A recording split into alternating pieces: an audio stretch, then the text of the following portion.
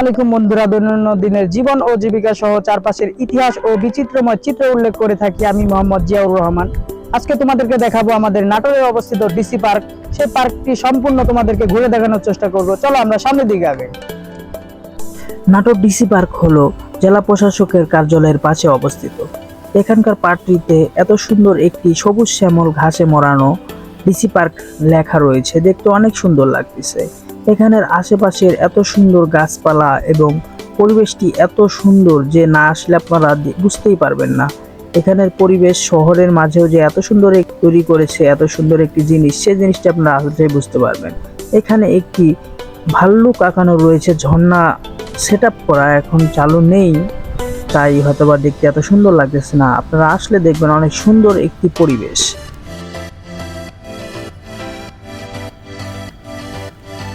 এখানে রয়েছে আরো অনেক ধরনের গাছ। এটা পাম গাছ, পাম ফলে পরিচিত, যেগুলো মালয়েশিয়াতে হয়ে থাকে। এখানের পরিবেশটি এত সুন্দর। এখানে লেক রয়েছে, পাশ দিয়ে হাঁটার অনেক সুন্দর একটি জায়গা, রেলিং করে দেওয়া রয়েছে। শাপলা ফুলটি দেখতেই পাচ্ছেন, আমাদের বাংলাদেশের জাতীয় ফুল, সেই ফুলটিও এখানে তুলে ধরার চেষ্টা করেছে।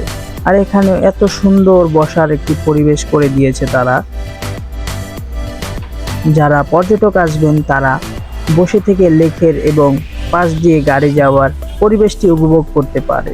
এখানে সুন্দর করে একটি বিলবোর্ড দিয়ে দেওয়া হয়েছে, ডিসি পার্ক নাটোর। বসার পরিবেশের জায়গাগুলো অনেক উন্নত মানের, দেখতেই পাচ্ছেন, অনেক সুন্দর একটি পরিবেশ।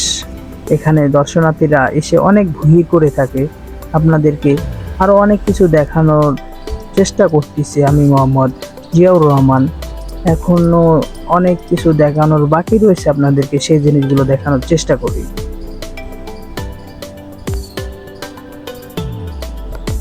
পাশ দিয়ে হাঁটতে হাঁটতে দেখতে পেলাম একটি কদম ফুলের চিত্র উল্লেখ করা হয়েছে। এটি ঝর্ণার সেট আপ আর কি। চারদিকে যে সময় পানির ঝর্ণা ঝিলকানি হয় সে সময় অনেক সুন্দর লাগে। এখানে মাছ, 3টি মাছ দিয়ে একটি ঝর্ণা সেট আপ করা হয়েছে। এই জিনিসটা অনেক সুন্দর, আপনাদের আসলে বুঝতে সুবিধা হবে। ফোনে যতটুকু দেখতে সুন্দর লাগে তার থেকে রিয়েল লাইফে দেখতে কিন্তু বেশি সুন্দর লাগে। এখানে 3টি বক পাখি বানানো হয়েছে।